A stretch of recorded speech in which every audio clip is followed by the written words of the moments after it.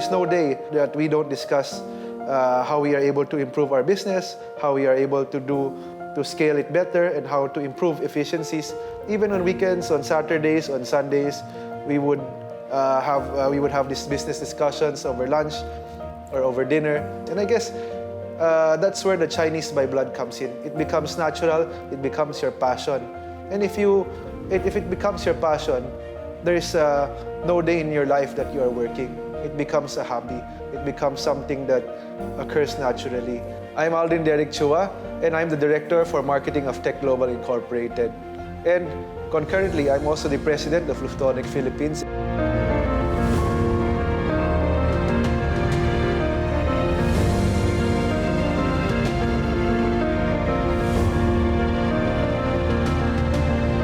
My parents are actually second generation.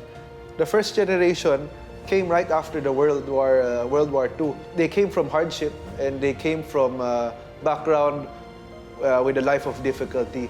That's why that molded them to become more hardworking, more pragmatic, especially when they started the company a couple of years after World War II. Everyone was on equal playing field because the war left the country devastated.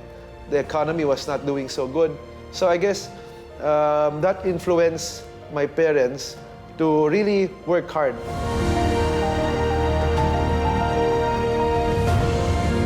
My childhood dream was actually to become like my father. I wanted to become a businessman also because he would bring me to his meetings, bring me to work when I was young.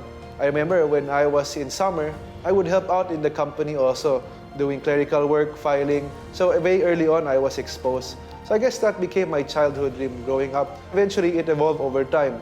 You get exposed to the community, you get exposed to college and your other work in other companies. So your dream evolves over time. So now, not only do I want to become, or not only do I want to make our business grow, but at the same time, I want to be able to deliver innovative products that can benefit society, that can benefit the Filipino people, and that can create value for each and every Filipino.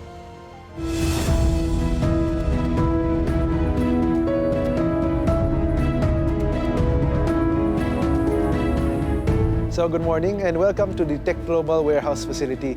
So you can see this is our facility for all our PPR pipes, HDP, and other piping products. So it's a 4,000 square meter facility, and currently it's the largest in terms of capacity for PPR and HDP pipes in the country. So you can see here, this is where we house all the HDP pipes in the country, all our HDP inventory. We have complete sizes from 2-inch to 16 inches in sizing. So these are our HDP pipes called Vasen. So this is what we supply to SM, Robinson, Philinvest, Vista. So these are for the drainage pipes. We are the first one to pioneer this kind of pipes in the country. So Techglobal Incorporated, it started in the 1970s. So before, we were a hardware wholesaler. So we would sell to wholesalers, hardware companies, retail. But it's on the 1990s that we focused more on piping systems. We were the first company to bring and pioneer PPR pipes in the country. So in a building or in a house, water line is very important and placed at a higher degree of standard because this is where you shower or where you wash your hands. Through the years, we have pioneered several piping innovations, from PPR to HDP to the multi-layer UV-resistant PPR pipes, and to most recently, the first and only antiviral, antimicrobial pipe. So over time, we knew how to pivot. We are in the business of long-term value creation. And that's why you can see, we make sure, first and foremost, is quality.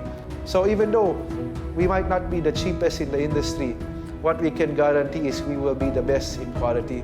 And that has allowed us to stay in the business, grow, and sustain our operations over the years.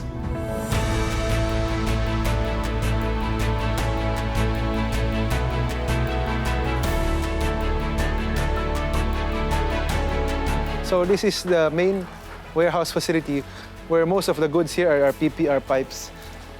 You can see all the way down here. It contains all our 3 brands for PPR pipes. Number 1 is Vesbo. That's our high-end brand. Number 2 is Ecotech, our mid-end. And the third one is Roarflex, our budgetary brand of PPR. So you can see all our inventory for pipes and fittings now is able to destroy viruses and bacteria, making lives better for each and every Filipino. And earlier, you can see we have these black UV pipes. We use these black UV pipes as an alternative to the galvanized iron pipe, which has a very high carbon footprint. We invest in the best machines, the best raw materials, and the best technology. That's why our brand is called Bestbo, because it's the best. In today's hyper-competitive world, where everything is more cutthroat. And I believe this is what's important, and especially the values that were passed down to me by my parents. The values of perseverance, the values of innovation, the value of frugality.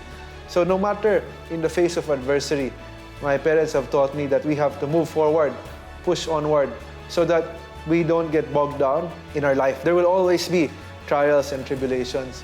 We have to persevere because that molds us to become better individuals, so that the moment the next trial comes, or the next and the next, we are prepared.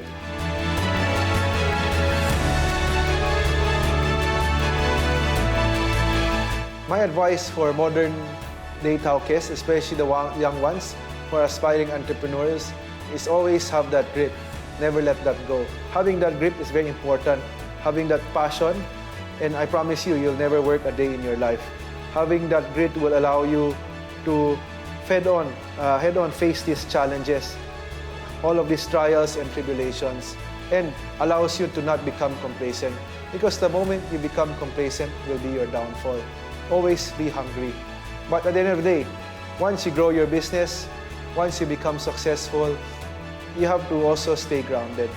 Mixing this with your grit and your perseverance and being humble will be a formidable combination.